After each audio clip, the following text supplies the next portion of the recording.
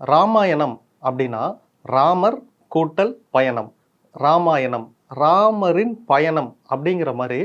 தட்சிணாயனம் அப்படின்னா தெற்கு நோக்கிய பயணம். யார் இந்த பயணத்தை மேற்கொள்றா அப்படின்னா சூரிய பகவான் இந்த பயணத்தை ஸ்டார்ட் பண்றார். எங்க இருந்து அப்படின்னா வடக்குல இருந்து தெற்கு நோக்கி பயணம் பண்றார். நம்மளுடைய ஒரு வருஷம் அப்படிங்கிறது தேவர்களுக்கு ஒரு நாள். நம்மளுடைய 6 மாத காலம் தேவர்களுக்கு பகல் பொழுது. மீதி நம்மளுடைய 6 மாத காலம் தேவர்களுக்கு இரவு பொழுது.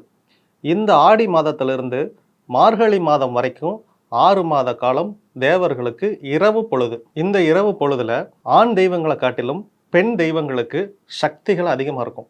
அதனால தான் பெண் தெய்வங்கள் சார்ந்த வழிபாடுகள் இந்த ஆடி மாத காலங்களில் மிகவும் பிரசித்தி பெற்றதாக இருந்துச்சு.